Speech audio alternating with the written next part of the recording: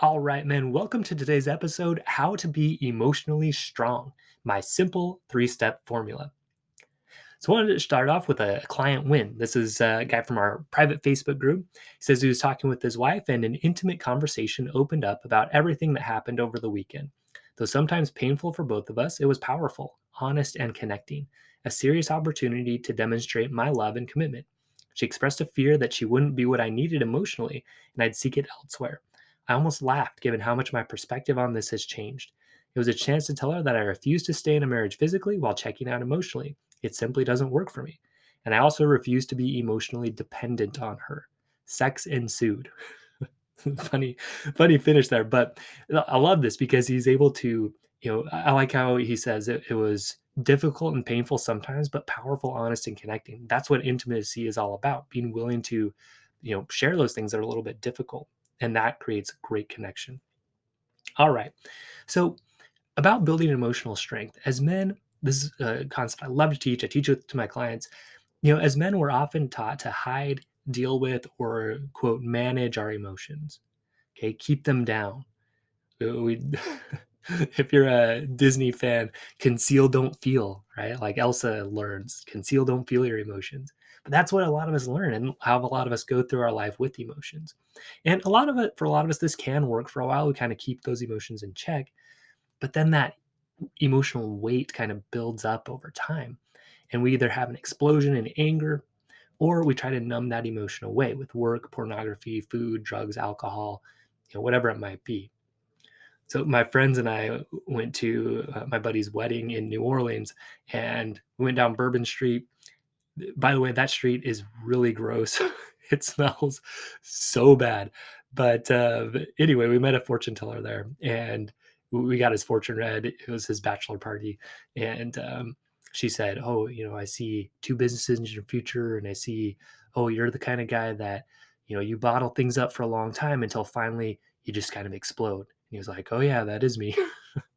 And then we had another friend go and she told him the exact same fortune.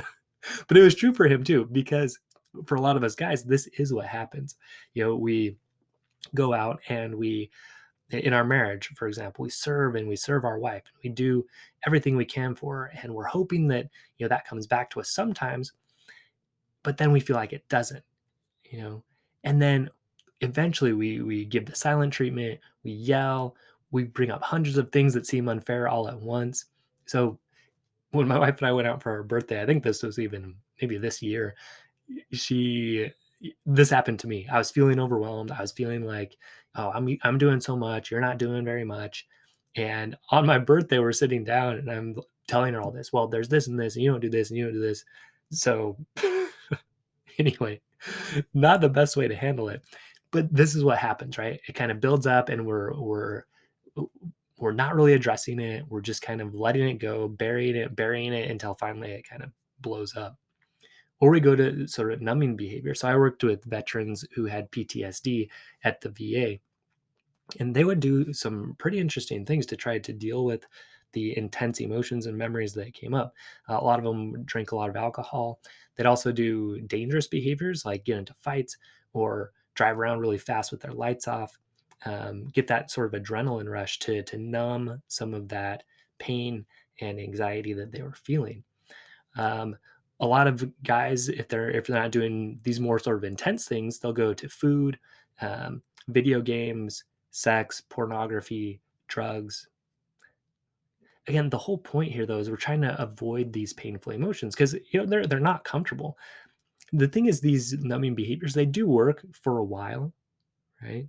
But then we start realizing, man, my life's not really how I want it to be. I'm spending all this time, I'm overweight, or I'm spending all this time on video games, or I'm looking at pornography and I don't want to, right? It all really comes down to this ability to feel negative emotion, tolerate negative emotion or not, right? If we can't tolerate it, we either push it down or we, try to numb it away. Okay. So I want to teach you guys what to do instead. It's a simple 3-step formula. It's simple, but not necessarily easy like a lot of things, right? If you want to lose weight, just eat less and exercise more. That's simple, but it's not easy to do. So, as far as building emotional strength, it's similar. Okay. There's 3 steps And it's just learning them and then practicing them. Okay, so step one, you name the emotion that you're feeling. Step two is you feel that emotion and where it is in your body. And step three is you deal with that emotion in an appropriate, useful, productive way. Okay? It really has to do with allowing and welcoming emotions versus hiding or fighting them. Okay, trying to fight them away. So there's a story about Buddha and Mara. When Buddha was becoming enlightened, there was a guy named Mara that came. Mara is like Satan in the Christian beliefs. So Mara comes to him and he brings greed and anger and lust and all these what we'd call negative emotions. And Buddha, what he does is he actually says, "Oh, hello, Mara. I see you there. Come sit down." He welcomes him to tea. Okay. He hasn't just come be there. So this is the kind of approach that we want to take with our emotions as well. Let them be there. And we do that by name, feel, deal. Okay. So step one, name. There's a lot of different emotions. If you go try to look up all the different emotions, there's probably uh, hundreds of them. But we're just going to start with the basic ones. Okay. So sad. I feel sad. Happy. I feel happy. Anxious or fearful. I feel kind of nervous. I feel anxious. I feel afraid. Angry. Right? I feel mad. I feel upset. So you can get more nuanced and you can pick up more emotions as you go, but this is going to give you a good start. Okay. Sad, happy, anxious or fearful, and angry. Right. So just in the moment when you're feeling these feelings, just say out loud, I'm feeling sad, or I'm feeling happy, or I'm feeling angry. Now, at first, you may not really even know what you're feeling. Okay? You might not be able to name it, but you can kind of choose from one of these to start with. And usually it's one of these or some kind of mix, right? And again, you'll get better as you go. But to start off with, just say, I'm feeling sad. Or you can even start with, I don't exactly know what I'm feeling right now, but I'm feeling something. Okay. And you can start there and then kind of start from there figuring out, is it sad? Is it happy? Is it anxious or fearful? Is it angry? The other thing too, a lot of us think, oh, I shouldn't say I'm scared. I shouldn't say I'm angry. But again, this is the idea of welcoming it, saying, yeah, I feel scared. Doesn't mean I have to act like a coward or doesn't mean I have to not do the thing that I know I want to do. Okay. Just acknowledging it. Yeah, I feel fearful. I feel scared about this, but I'm going to do it anyway. Right. That's courage. Now, listen, most people, they cannot name their emotions well, or they just won't do it. Okay. So, just your ability to say, I'm feeling sad right now, I'm feeling angry right now, it shows emotional intelligence and strength beyond what most people actually have. It's like you're like, oh, you're mad. And people are like, oh, I'm not mad. I'm not mad. Right. They just deny it. They lie. And you could tell they're mad, but they won't just acknowledge it. They won't just name it. Yeah, I'm feeling angry. Okay, that's a lot of emotional strength just to say what you're feeling, being able to name it. All right, so step one, name. Step two, feel what you're feeling. Okay, so feel your feelings. Sounds kind of stupid, sounds kind of girly. Okay, I don't really like that phrase. But what I like to say is just narrate what's happening in your body. I got that phrase from a podcast on Brooke Castillo's podcast, where she had someone come on and that's how what she said it was narrating what's happening in your body. I love that. And again, allowing that emotion instead of fighting it away. Okay, so you just tune in. Okay, I'm feeling angry now. What's going on in my body? Where do I feel that in my body? So some good questions to ask yourself is just location. Where is it? Where do I feel that feeling in my body? And then how does it feel? What's the character of it? I like to think, what color would it be? Or what temperature would it be? Or temperature is it? Okay. The character, is it burning? Is it uh, cold? Is it heavy or light? Okay. Does it move anywhere? Okay. So I'll give you an example with anger for me. For me, when I feel angry, I definitely feel it in my chest. It feels red, feels hot, kind of bubbles up into my throat, and then it's even out into my arms sometimes. And it's hot, definitely red, and that's sort of the movement pattern of it. When I feel sad, I feel it again more in my chest. Definitely feels heavy. I call it a blue feeling. Feel kind of sunk in. And, sometimes I feel like crying when I feel sad. Okay. So that's all it is, right? Not that complex, but it takes some learning. Okay. How do I feel it in my body? How do I feel sadness? How do I feel anger? Okay. So, first step is name it. Second step is feel it. Where is it in my body? What does it feel like? Okay. Color, temperature, texture, character. Okay. And then third step is deal. So, name, feel, deal. So, deal with what you're feeling. A lot of times, just naming it and feeling it is going to be enough, right? You're going to allow that to be there. You're going to let it pass through you, and you don't really need to do much else. That'll take care of it. Other times, you do maybe need to do something to deal with the emotion in the moment. If you're feeling really angry at your kid, right, or your wife, or somebody at work, okay, before you go out and start screaming at them, you're going to name it. Okay, I'm feeling angry right now. I feel it in my chest, but it may still be just very overwhelming. And you need to do something else in the moment so you don't do something destructive. Okay, so we'll start with sadness. When you're feeling sad, some things that can help, an appropriate way to deal with sadness. So again, name it. I'm feeling sad. I feel it heavy in my chest. I just need some time alone, maybe, or I need some time with other people. Letting yourself cry, okay? Journaling. Okay, these are all things that are an appropriate way to deal with that emotion. Again, guys, emotional strength isn't just burying and pushing away emotions. It's allowing them, not being afraid of them, being willing to feel any feeling without acting in a destructive way. Okay, that's what I call emotional strength.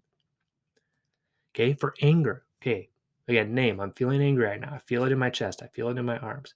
Okay, you may need to just leave the situation until you can calm down a little bit. Okay, you don't want to act in a way that's explosive and destructive towards your family, towards your work, or whoever. Okay, do some slow breathing. So, anger and fear, they have the fight or flight response going on in your body. And the way that you can combat that, slow breathing actually activates what's called the parasympathetic nervous system or your rest and digest system that works as an opposite to the fight or flight. Okay. So slow breathing activates what's called your vagus nerve, slows everything down, and you have control over it. So just try that. 5 slow breaths, right?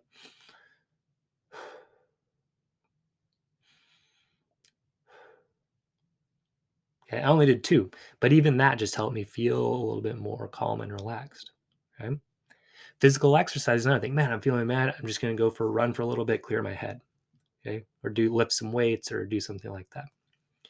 For fear or anxiety, okay, similar. Again, it's a similar process going on in your body, that fight or flight thing, chemicals, epinephrine, norepinephrine, all that's going on. So slow breathing, physical exercise. Another big thing that helps with anxiety and fear is just writing out what you're worried about. Here's what I'm scared of. Here's what I'm worried is going to happen.